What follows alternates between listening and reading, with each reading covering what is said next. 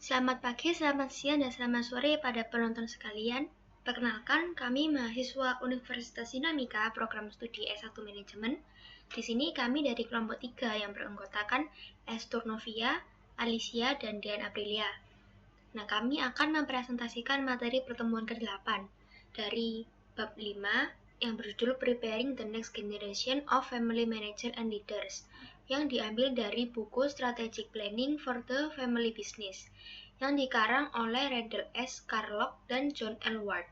Keep on watching!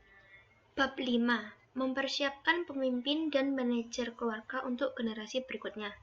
Di bab sebelumnya sudah dipaparkan proses untuk mendorong partisipasi keluarga. Nah, langkah selanjutnya adalah bagaimana merencanakan kegiatan yang akan memperkuat bakat dan keterampilan kepemimpinan generasi penerus. Keluarga yang sukses tahu jika mengembangkan program dan kesepakatan tentang karir sebelum generasi berikutnya bergabung dalam bisnis, itu akan menciptakan perusahaan yang lebih kuat, transisi manajemen yang lebih mulus, dan hubungan keluarga yang lebih sehat. Ada 7 subbab dalam bab 5 ini, yaitu yang pertama, pengaruh siklus hidup pada karir bisnis keluarga. Yang kedua, memahami kebutuhan manajemen masa depan bisnis. Yang ketiga, bisnis keluarga sebagai karir. Yang keempat, meluncurkan karir bisnis keluarga. Yang kelima, merencanakan karir yang bermakna. Yang keenam, mengidentifikasi generasi manajer dan pemimpin berikutnya. Dan yang ketujuh, merencanakan hubungan generasi berikutnya. Subbab yang pertama adalah pengaruh siklus hidup pada karir bisnis keluarga. Ada 2 alasan penting memahami implikasi siklus hidup keluarga dalam karir keluarga. Yang pertama, kekuatan yang membentuk semua aspek karir bisnis keluarga. Dan yang kedua, keluarga seringkali mengalami kesulitan besar dalam menegosiasikan transisi yang diciptakan oleh peristiwa kehidupan keluarga. Ada satu tantangan yang dihadapi oleh semua bisnis keluarga, yaitu merencanakan suksesi manajemen ketika anggota keluarga mengalami transisi siklus hidup timbal balik. Sekarang kita masuk dalam subbab yang kedua, yaitu memahami kebutuhan manajemen masa depan bisnis. Saat merencanakan proses suksesi, penting untuk memahami secara objektif tanggung jawab manajer senior, pemimpin keluarga, dan bagaimana tanggung jawab tersebut akan berubah di masa depan. Dalam memahami kebutuhan manajemen untuk masa depan, kita perlu mengetahui apa saja keterampilan manajemen yang dibutuhkan. Henry Mintzberg, seorang pemikir manajemen terkemuka, telah mengembangkan salah satu deskripsi pekerjaan manajer yang paling banyak digunakan, yaitu ada 3 peran utama yang dilayani oleh manajemen puncak, yaitu peran interpersonal, yang terdiri dari pemimpin yang tidak sungguh-sungguh, pemimpin, dan hubungan. Kemudian peran informasional, yang terdiri dari monitor, penyebar, dan juru bicara. Yang ketiga, peran keputusan, yang terdiri dari pengusaha, penanganan gangguan, pengalokasi sumber daya, dan berunding. Slide selanjutnya akan dipresentasikan oleh teman saya, Dian Aprilia. Baik, di slide selanjutnya kita perlu mengetahui apa saja peran kepemimpinan keluarga. Penting untuk menyadari bahwa ada peran kepemimpinan khusus dalam sistem keluarga. Peran ini hanya didiskusikan sebagai bagian dari proses keluarga berencana. Contoh peran kepemimpinan keluarga. Yang pertama, komunikator, menyebarkan informasi kepada keluarga. Yang kedua ada harmonizer, yaitu berperan merawat emosi keluarga. Yang ketiga ada sosialisator, yang berperan merencanakan kesenangan sebagai bagian dari kegiatan keluarga. Yang keempat fasilitator, menangani konflik dan membantu mencapai keputusan konsensus. Yang kelima ada penata layanan, berperan memastikan keluarga tetap peka terhadap masalah etika dan nilai-nilai intinya. Dan yang keenam, penyelenggara, yaitu berperan sebagai mengatur pertemuan dan acara keluarga. Jika peran ini diisi, maka seluruh keluarga akan berada pada posisi yang seimbang untuk mengakses informasi tentang keluarga dan bisnis, yang mengurangi ketegangan dan ketersaingan.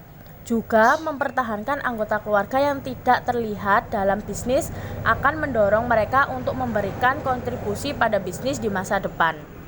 Selanjutnya, subbab ketiga yaitu bisnis keluarga sebagai karir.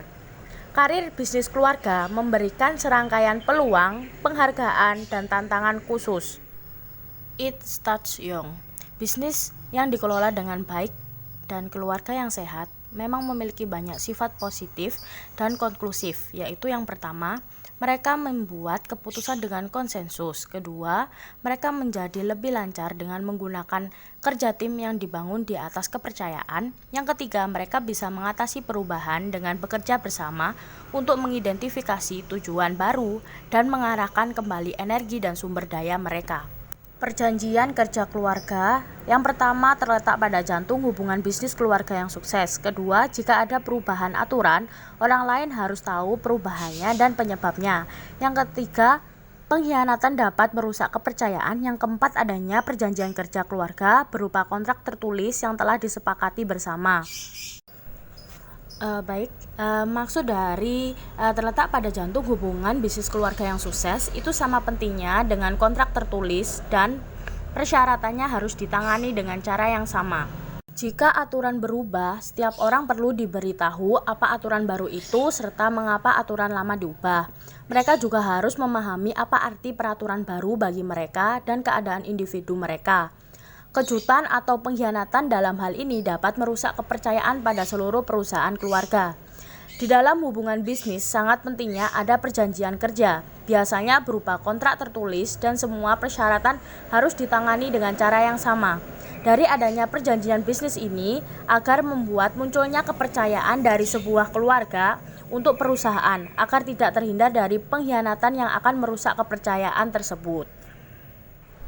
Selanjutnya, kita masuk dalam subbab keempat, meluncurkan karir bisnis keluarga.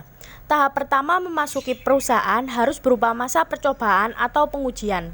Waktu ini dirancang untuk memungkinkan karyawan baru mengembangkan gambaran realistis tentang bisnis keluarga dan menilai hubungan kerja. Aturan dasar untuk masuk ke dalam perusahaan keluarga. Yang pertama, pentingnya pengalaman luar.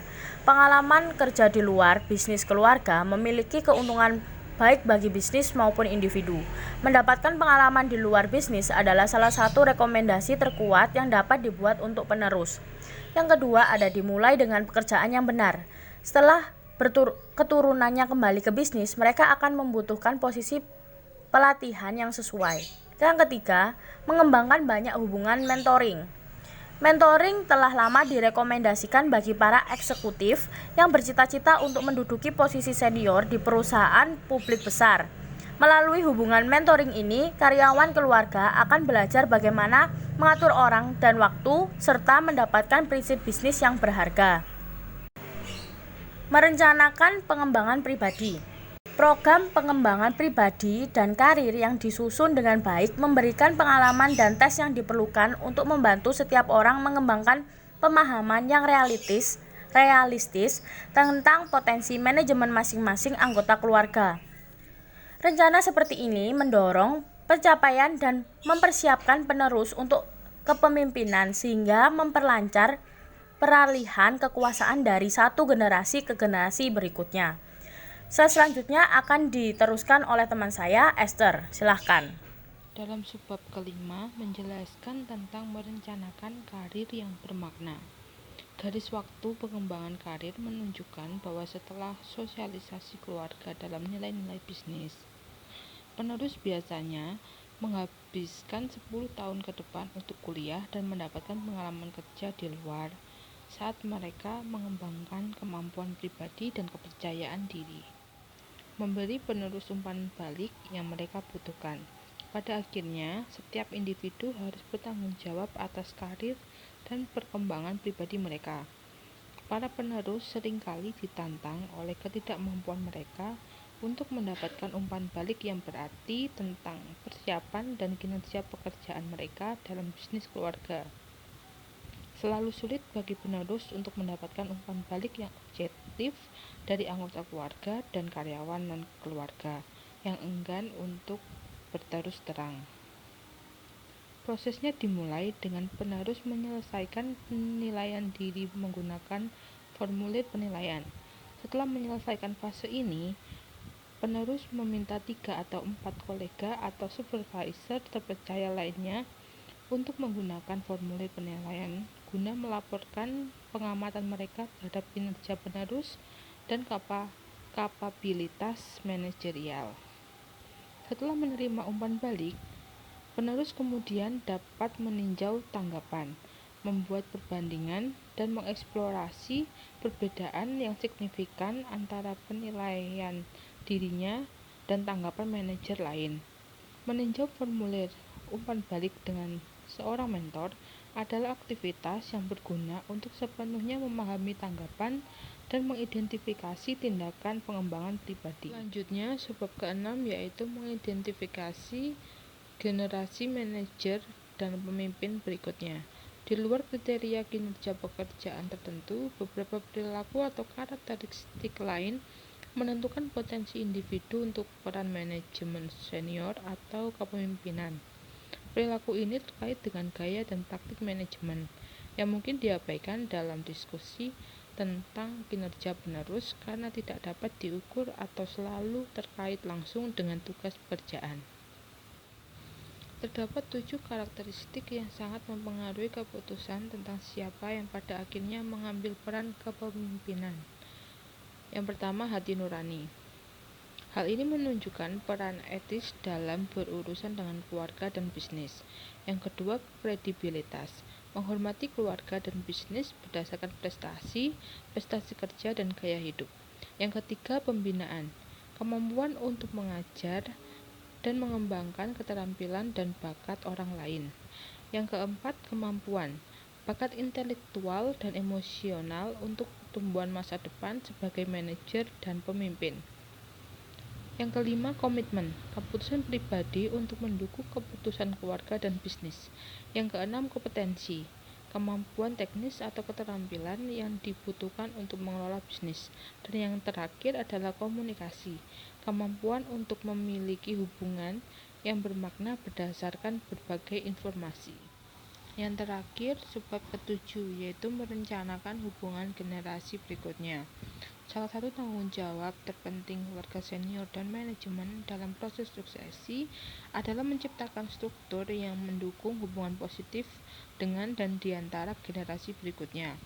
Keluarga harus realistis tentang hubungan penerus dan menyadari bahwa hubungan ini dibentuk oleh kombinasi kekuatan genetik dan lingkungan, termasuk urutan kelahiran, jenis kelamin, keluarga asal, kepribadian, dan pengalaman individu dan keluarga. Teknik yang digunakan, yang pertama, merasionalkan gaji dan promosi. Gaji didasarkan pada kriteria pasar dan kinerja, dan satu orang pada akhirnya akan diizinkan untuk menjabat sebagai presiden.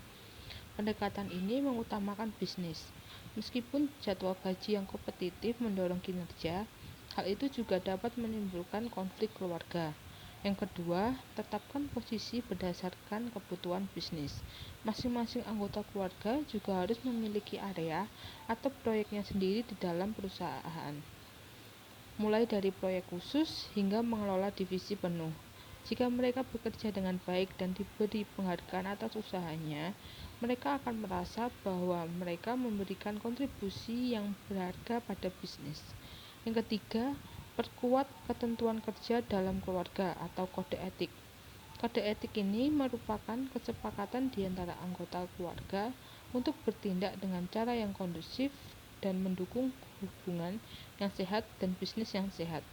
Seringkali kode perlu diperkuat atau diperluas untuk membuat aturan tentang cara bekerja sama dan menghindari perpecahan yang serius. Sekian presentasi dari kami kelompok 3.